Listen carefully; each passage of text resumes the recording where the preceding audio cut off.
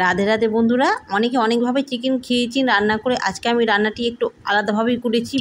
আজ আমি অনেক কিছুই দিয়েছি চিকেনে। ভিডিওটি সম্পূর্ণ দেখুন, স্টেপ বাই স্টেপ দেখুন বন্ধুরা।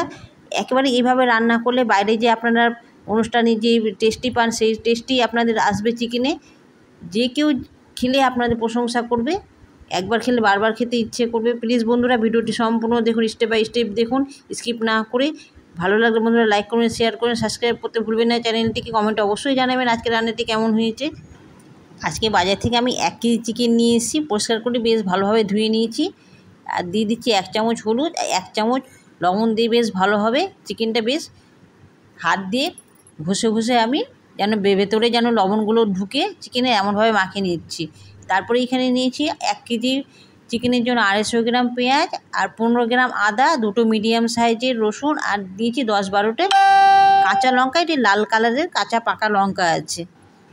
এখানে আমি কড়াইয়ে প্রথমেই দিয়ে দিচ্ছি সর্ষের তেল, 20 গ্রাম মতো সর্ষের তেল দিয়ে দিচ্ছি। এবং সর্ষের তেলে রান্নাটি করব আজকে চিকেনটি আমি।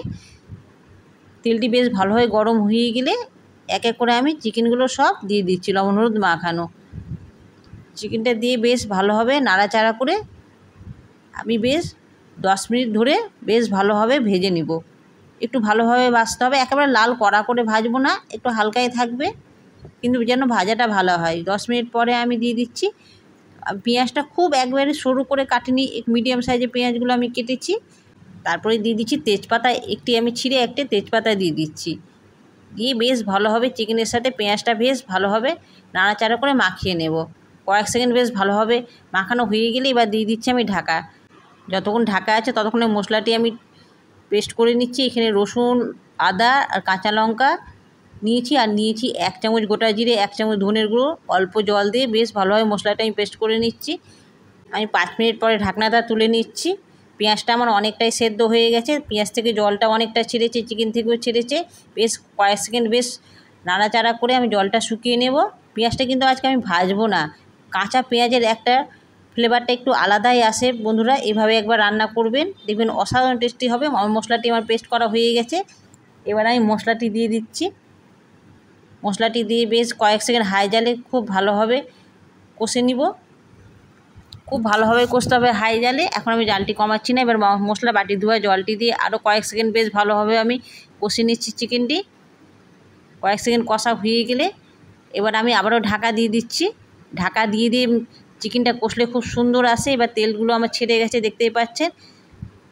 এবার বেশ ভালোভাবে আমি 5-6 মিনিট ধরে বেশ ভালোভাবে আমি কষে নিব। চিকেন যত ভালোভাবে কষা যাবে ততই টেস্টি হয়। তারপরে দিয়ে দিচ্ছি আমি কাটা টুকরো আলুগুলো, এবার দিয়ে দিচ্ছি চিকেনে। এদিকে আমি 10 গ্রাম দই নিয়েছি, দইটা একটু মিক্সার গ্রাইন্ডে একটু আমি পেস্ট করে নিব।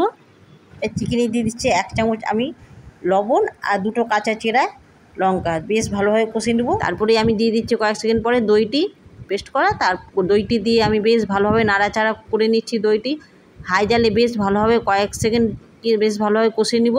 কয়েক সেকেন্ড কষা হয়ে গেলে এবার বাটি ধোয়া জলটাও দিয়ে দিচ্ছি দইয়ের। তারপরে বেশ ভালোভাবে আরও 10 মিনিট ধরে আমি কষে নিচ্ছি। দেখতে পাচ্ছেন অনেকটা আমার তেল ছাড়া শুরু করে দিয়েছে। যতক্ষণ মশলাগুলো গায়ে গায়ে না লেগেছে ততক্ষণ ধরে বেশ ভালোভাবে কষে নিতে হবে। এবার আমি দিয়ে দিচ্ছি 2 চামচ মধু দিয়ে আরও আমি 5-6 সেকেন্ড মতো আমি কষে নিব। দইটি হালকা মিক্সার গ্রাইন্ডে পেস্ট করে দিলে একবারে দলাটা থাকে না, খুব সুন্দরভাবে মশলার সাথে মিক্সড হয়ে যায় দইটি। কালারটিও খুব সুন্দর আসে, টেস্টিও খুব ভালো হয়। এবার বেশ ভালোভাবে চিকেনটা আমি কষে নিচ্ছি কয়েক সেকেন্ড ধরে। কয়েক সেকেন্ড বেশ ভালোভাবে কষা হয়ে গেলে তারপরে আমি দিয়ে দিচ্ছি ফ্রেশ ক্রিম, 3 চামচ মতো ফ্রেশ ক্রিম দিয়ে দিচ্ছি। ফ্রেশ ক্রিমটি দিয়ে আরও আমি 10 মিনিট মতো কষে নেব। যত চিকেনটা কষা যাবে ভালো, ততই টেস্টি হবে বন্ধুরা। একেবারে মশলাগুলো চিকেনের গায়ে মাখা মাখা শুকনোভাবে হয়ে যাবে, ততই টেস্টি হবে। সেইভাবে আমি চিকেনটি কষে নিচ্ছি। দেখুন কড়াইও লেগে যাচ্ছে, আমি খুন্তি দিয়ে বারবার করে ঘুষে ঘুষে উঠিয়ে নিচ্ছি। চিকেনটি কষা হয়ে গেলে এবার আমি গরম জল দিয়ে দিচ্ছি। গরম জল দিয়ে চিকেনটা খুব টেস্টটা খুব ভালো আসে, তাই ফুটন্ত গরম জল দিলাম আমি। খুব বেশি দিইনি, ঝোল বেশি আমি রাখবো না চিকেনে। কয়েক সেকেন্ড ফুটে গেলে এবার আমি একটু বলে তুলে নিচ্ছি। এভাবে রান্না করে দেখবেন বন্ধুরা, বাড়িতে গেস্ট আসলে এইভাবে রান্না করে দিবেন, মনে হবে কি বাইরে থেকে অর্ডার করাই চিকেন আছে। অসাধারণ টেস্টি হয় খেতে। অবশ্যই বন্ধুরা কমেন্টে জানাতে ভুলবেন না। আজকের মতো টাটা।